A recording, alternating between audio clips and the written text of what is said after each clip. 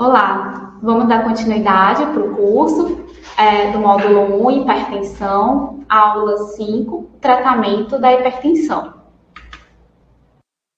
Então, quando que a gente vai iniciar esse tratamento farmacológico? Todas as pessoas com hipertensão ou pré-hipertensão, a gente sempre vai recomendar iniciar as intervenções de mudança de estilo de vida, tá bom? Sempre no diagnóstico. No estágio 2 e 3, a gente pode começar a terapia farmacológica, tá? No estágio 1, se for um risco moderado ou alto. No estágio 1, se for um risco baixo, podemos aguardar 3 meses para ir reavaliar a mudança do estilo de vida. Se for uma pessoa com pré-hipertensão, mas já tem uma doença cardiovascular pré-existente ou um alto risco cardiovascular, também a gente pode aguardar 3 meses e reavaliar e, se for o caso, iniciar a terapia farmacológica. Idosos frágeis, a gente só vai iniciar se essa pressão tiver maior que 160. E hipertensos idosos rígidos, a gente já considera essa meta um pouco menor. A pressão arterial sistólica, se tiver maior que 140.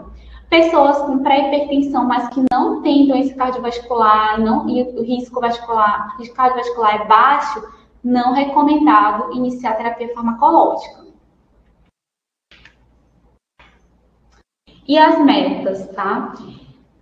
Então, assim, a gente define o diagnóstico, né? A gente já falou sobre definição, classifica a hipertensão, alto risco, moderado, baixo, e aí a gente tem que definir as metas. Então, o hipertenso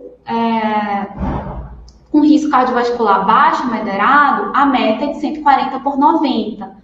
Já uma pessoa de alto risco, a meta é de 130/80.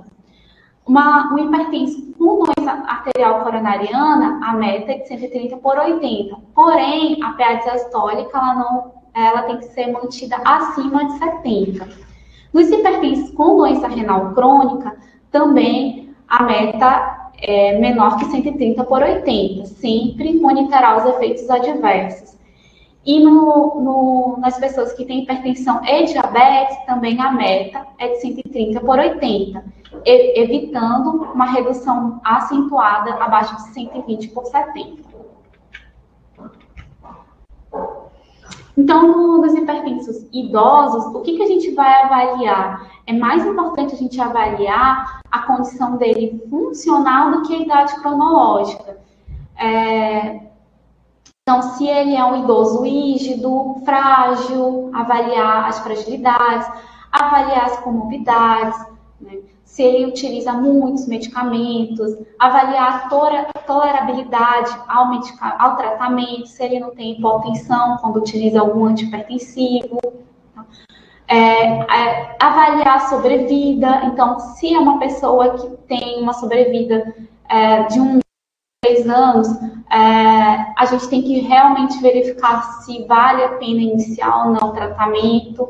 Idosos rígidos, a gente vai considerar a PA, né, a meta 140/90. Idosos frágeis, a meta é de 160/90.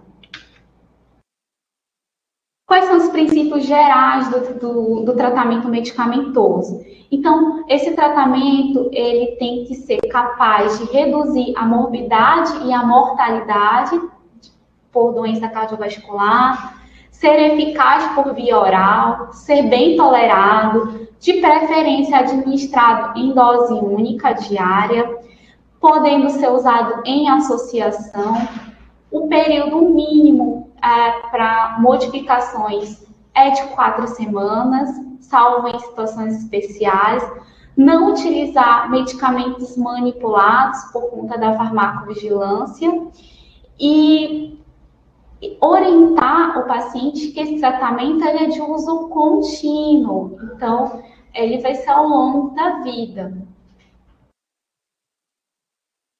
A monoterapia. Então, o paciente que está estágio 1, com risco cardiovascular baixo ou pré-hipertensão com risco alto, de preferência, a gente pode utilizar um diurético tiazídico, bloqueador de canais de cálcio, o IECA, ou um bloqueador de receptor angiotensina, o BRA. O beta-bloqueador a gente só vai utilizar em casos selecionados. As combinações medicamentosas. É a estratégia terapêutica preferencial para a maioria das pessoas com hipertensão. De preferência, a gente vai utilizar essa combinação dupla de medicamentos com mecanismos de ações distintos.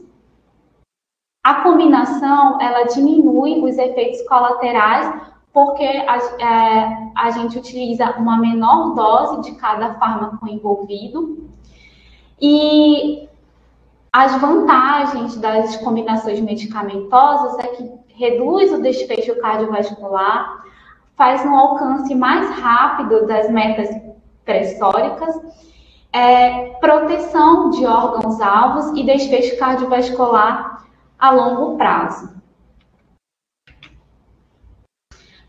O esquema preferencial de associações, então, nessas linhas verdes aqui, são as associações utilizadas que são mais estudadas, tá?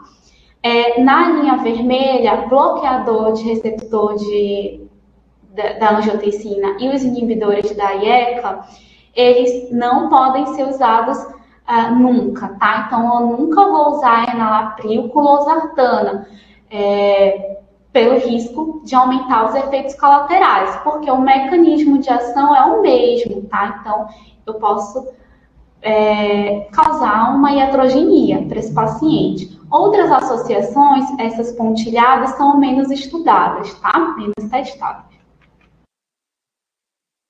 Então, assim, eu tenho o fluxograma, eu tenho uma pessoa com pré-hipertensão ou uma hipertensão estágio 1, tá? E risco cardiovascular baixo, eu posso iniciar uma monoterapia com diuréticos, bloqueador de canais de cálcio, IECA, BRA ou beta-bloqueador, sendo que o beta-bloqueador são indicações específicas, tá? Não alcancei a meta, eu vou para a combinação de fármaco. Hipertensão estágio 1 de moderado alto risco ou estágio 2 e 3, eu já inicio com 2 fármacos. Quais associações eu posso fazer? Eu posso fazer um IECA mais um bloqueador de canais de cálcio ou um bloqueador de receptor angiotensina, canais de cálcio ou diurético. Então, um exemplo. O IECA, um enalapril com hidroclorotiazida, um enalapril com alodipino, losartana com hidroclorotiazida, losartana com alodipino, tá? Não alcancei a meta, já estou na dose máxima das 2 medicações, acrescento o terceiro fármaco, que vai ser ou diurético, né, ou bloqueador de canais de cálcio. Então, eu vou usar enalapril, hidroclorotiazida, alodipino, losartana, hidroclorotiazida, alodipino. Estou na dose máxima das medicações. Eu vou acrescentar, e a gente não alcançou essa meta. Vou para o 4º fármaco. Nas diretrizes da Sociedade Brasileira de Cardiologia, ele fala que antes de eu tentar o 4º fármaco, a gente pode tentar trocar o diurético tiazídico, a hidroclorotiazida, por clortalidona, porque a clortalidona ela tem um efeito diurético maior. Se não for possível, a gente acrescenta um 4º fármaco, que é a espironolactona. Não alcancei a meta, eu vou adicionar mais fármacos. Nesse caso, a gente já vai encaminhar para o cardiologista, que já é uma hipertensão resistente. E quais são as indicações específicas para os betas-bloqueadores? Então, pós-infarto agudo do miocárdio, angina do peito, insuficiência cardíaca com fração de ejeção reduzida, para o controle da frequência cardíaca, mulheres com potencial de engravidar. E assim, eu vejo alguns pacientes utilizando atenolol em monoterapia. A gente tem que reavaliar porque os beta-bloqueadores, eles não têm, o desfecho cardiovascular deles é muito inferior às outras medicações. Então, se a gente puder acrescentar um outro fármaco ou substituir, seria a melhor opção pensando no desfecho cardiovascular. E aí, em relação ao acompanhamento, a gente vai avaliar esses níveis pressóricos. Se eles não estiverem controlados, eu vou fazer uma consulta médica mensal intercalada com consulta de enfermagem até conseguir chegar na meta. Conseguir chegar na meta, eu vou avaliar o risco. Esse risco é baixo, então a consulta, a avaliação dessa pessoa com hipertensão é anual. Se for risco moderado, a gente pode avaliar semestralmente. E se for alto risco, quadrimestralmente, tá? Intercalando consultas médicas e de enfermagem. Então, essas foram as referências bibliográficas que eu utilizei para esse módulo, tá? Utilizei majoritariamente as diretrizes brasileiras de hipertensão, mas também essa linha guia, linha de cuidado do adulto com hipertensão. Obrigada pela atenção de todos e todas.